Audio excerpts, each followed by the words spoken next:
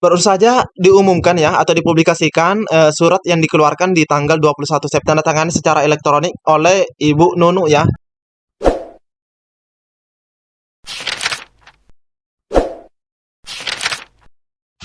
Bismillahirrahmanirrahim. Assalamualaikum warahmatullahi wabarakatuh. Di video kali ini admin yang kembali berbagi informasi baik buat rekan-rekan semua, dan di sini ada surat edaran ya, surat edaran terbaru yang baru saja dipublikasikan oleh Kemendikbud atau lebih tepatnya dari Prof Nunu. Ini untuk rekan-rekan semua baik P1, P2 maupun P3. Jadi silahkan disimak videonya dengan baik, jangan di skip agar tidak salah dalam memahami informasi yang admin bagikan. Dan terkhusus buat rekan-rekan yang baru saja menemukan channel ini, jika berkenan silahkan tekan tombol subscribe, jangan lupa aktifkan lonceng notifikasinya. Jika ada suara-suara berisik, abaikan saja rekan-rekan ya. Oke, kita lanjut ke info intinya.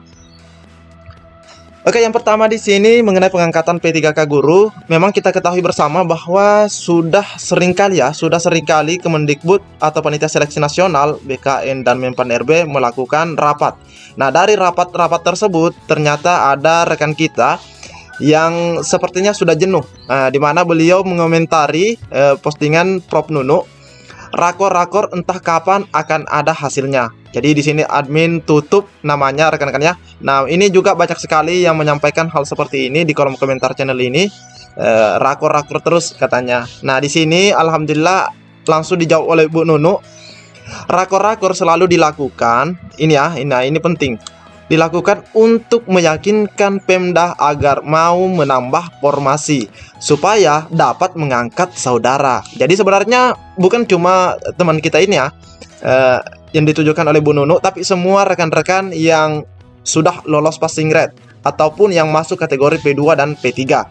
Jadi rakor itu dilakukan untuk menambah formasi supaya bisa mengangkat. Ini ya, kalimat yang digunakan Ibu Nunu, mengangkat. Juga Pemda supaya mengetahui alur proses seleksi agar tidak ada kekeliruan di kemudian hari. Nah, ini memang penting sekali buat PPK untuk melakukan rakor sehingga seleksi penempatannya, pengangkatannya itu tidak ada kekeliruan. Jadi teman-teman juga tidak dirugikan. Seperti itu rekan-rekan ya. Jangan sampai yang seharusnya teman-teman yang menempati posisi tersebut tiba-tiba tergantikan oleh yang lain karena mungkin ada kekeliruan yang dipahami oleh PPK atau instansi. Jadi rakor-rakor ini terus dilakukan untuk meyakinkan dan untuk memberikan pencerahan kepada instansi. Rekan-rekannya. Nah, selanjutnya kita ke surat dari Ibu Nunu. Baru saja diumumkan ya atau dipublikasikan surat yang dikeluarkan di tanggal 21 September, dan di sini ditandatangani secara elektronik oleh Ibu Nunu ya, PLT Direktur Jenderal Guru dan Tenaga Pendidikan. Nah, kita baca bersama-sama. Nah, di sini perihalnya adalah penataan guru pada seleksi guru ASN P3K tahun 2022. Penataan rekan-rekan ya. Yang terhormat Kepala Dinas Pendidikan Provinsi, Kabupaten atau Kota.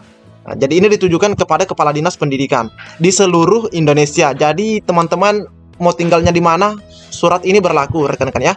Jadi rekan-rekan silahkan di-share video ini agar rekan lainnya juga tahu.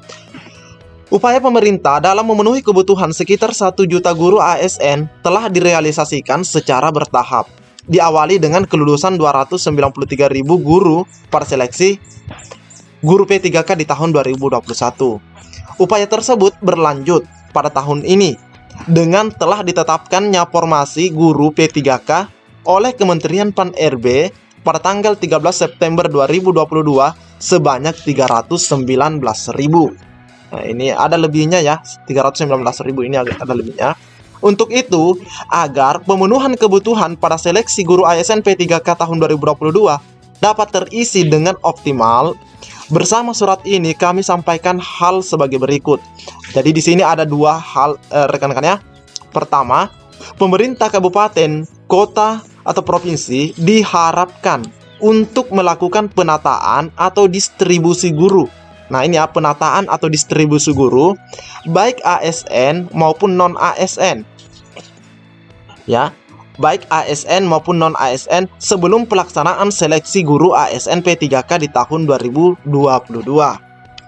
guru yang melebihi kebutuhan dalam satu sekolah didistribusikan ke sekolah lain yang kekurangan ataupun yang tidak memiliki guru. Nah, ini ya. 2. Setelah dilakukan penataan, pemerintah kabupaten atau kota atau provinsi diharapkan memastikan pemutakhiran pada Dapodik sesuai dengan kondisi perubahan yang telah dilakukan. Mengingat pengangkatan pada seleksi guru ASN P3K tahun 2022 ini mempertimbangkan kebutuhan guru di sekolah masing-masing. Jadi yang dipertimbangkan kebutuhan guru di sekolah masing-masing. Yang insya Allah sebentar lagi akan digelar. Kami harapkan proses penataan atau distribusi ini dilakukan dengan benar. Demikian kami sampaikan. Atas perhatian dan kerjasama saudara kami ucapkan terima kasih. Dan ini ditandatangani oleh Ibu Nunu, rekan-rekan ya. Jadi di sini ada 319 yang sudah ditetapkan, dan di mana pemerintah kabupaten, kota atau provinsi diminta untuk melakukan penataan atau distribusi guru baik yang sudah ASN maupun non ASN. Nah, ini tujuannya rekan-rekan ya, karena akan dilakukan rekrutmen secepat mungkin. Selanjutnya kita bisa mendengarkan juga video dari Prof Nono.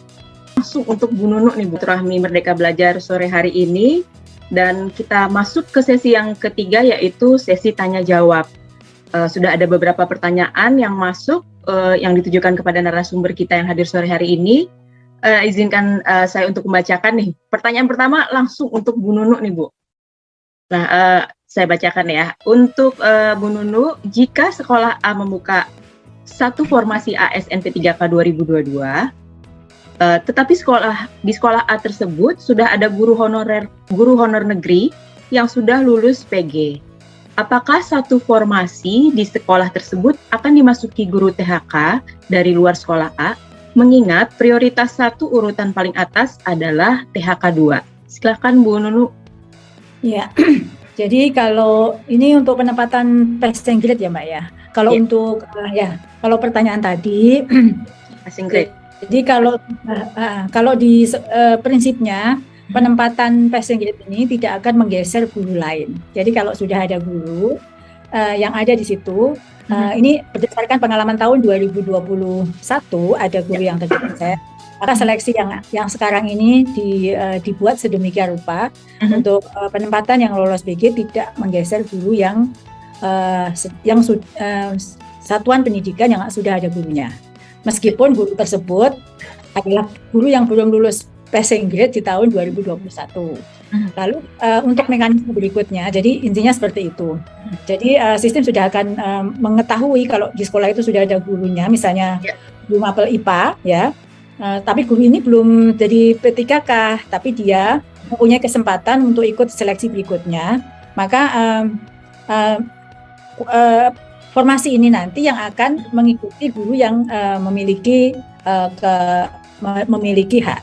Nah, memang urutannya adalah THK 2 baru seterusnya seperti itu. Jadi tidak ada guru yang tergeser dari sekolah induknya. Intinya seperti itu. Kemudian yang untuk yang pertanyaan yang agak sama ya, untuk yang di mekanisme kedua, misalnya di pemerintah daerah membuka formasi di sekolah A dan sekolah B ada 2 formasi. Lalu di sekolah C dan D tidak ada formasi, tetapi di sekolah C dan D yang ada formasi tersebut, tidak ada formasi tersebut, tetap mengikuti seleksi penilaian kesesuaian, ya, penilaian kesesuaian. Jadi melalui penilaian kesesuaian atau observasi dari kepala sekolah dan tim yang sudah dibentuk. Lalu jika kemudian dari angka keempat guru tersebut ternyata di sekolah C atau sekolah dan D itu nilai yang tertinggi, maka formasi akan berpindah mengikuti guru yang lulus tadi. Nah, semua itu sudah diatur dalam juknis yang sudah diterbitkan oleh Kemendikbud, Keputusan Menteri Pendidikan dan Kebudayaan, yang teman-teman semua dapat mengunduhnya di laman jdih.kemendikbud.go.id. Baik, mungkin bisa diulangi ya, jdih.kemdikbud.go.id. Nah, di situ Mbak Dita sudah ada juknis yang sudah diterbitkan, sudah diunggah oleh jaringan data informasi hukum di Kemendikbud Biro Hukum melalui Keputusan Menteri Pendidikan dan Kebudayaan Ristek nomor 349/P/2022. Jadi teman-teman yang ingin tahu sebenarnya prosesnya itu seperti apa detailnya, semuanya sudah tertulis di situ dah. Juknis itu sudah mendapat persetujuan dari Kemenpan RB. Ya, baik. Terima kasih Bu. Itu tadi pertanyaan dari Saudara Patrotul Wahyu. Mudah-mudahan bisa mendapat pencerahan ya. Sudah dijawab dengan cukup jelas oleh Bu Nunu tadi. Nah, selanjutnya di sini rekan-rekan itu bisa melihat rencana jadwal seleksi dan untuk pelamarannya. Nah, di sini kita bisa lihat rencana pelamarannya itu di bulan September, Oktober, rekan-rekan ya. Nah, kita kan sudah mengarah ke penghujung September. Jadi semoga saja di awal Oktober ini sudah bisa rekan-rekan ya. Jadi pantau terus akunnya, terkhusus pada tanggal 29 September. Kenapa? Karena kalau tidak salah ada rakor itu sampai dengan tanggal 28 September yang mengundang beberapa 300 lebih pemerintah daerah. Oke, rekan-rekan ya, mengenai pelaksanaan untuk yang mekanisme kedua dan ketiga. Jadi pantau terus akunnya. Nah, ini adalah jadwal-jadwalnya rekan-rekan ya. Selanjutnya, di sini admin juga ingin membagikan informasi buat rekan-rekan kita. Ini adalah juknis juga ya. Nah, ini sama dengan sebenarnya yang ini. Namun admin langsung ke sini di bagian pelamar umum, yang mana di sini admin akan bagikan informasi mengenai tahapan seleksi. Nah, di sini pelamar melaksanakan seleksi kompetensi di TUK yang ditetapkan oleh Kemendikbudristek. Peserta yang lulus nilai ambang batas pada seleksi kompetensi sebagaimana dimaksud pada angka 1 diurutkan melalui sistem berdasarkan nilai tertinggi. Ingat ya, berdasarkan nilai tertinggi. Atau kita bisa katakan di ranking. Pengumuman hasil seleksi kompetensi, masa sangga seleksi kompetensi, penetapan dan pengumuman hasil seleksi kompetensi. Nah, ini materi-materinya. Seleksi kompetensi, seleksi calon P3K dan materinya kompetensi teknis, kompetensi manajerial, kompetensi sosial kultural, wawancara, dan ini adalah butir soalnya. Kompetensi teknis itu sesuai dengan mata pelajaran. Jadi jika rekan-rekan itu misalnya guru matematika, maka kompetensi teknis yang diujikan itu ya seputaran matematika, seperti itu. Dan butir soalnya ada 80 sampai 100 soal. Waktunya ada 120.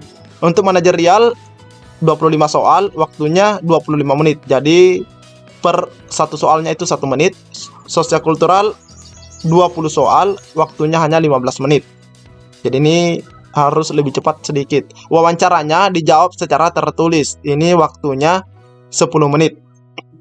Butir soalnya juga ada 10. Dan di sini waktunya ada 170. Oke rekan-rekan ya. Jadi mungkin cukup sampai di sini informasi yang dapat admin bagikan.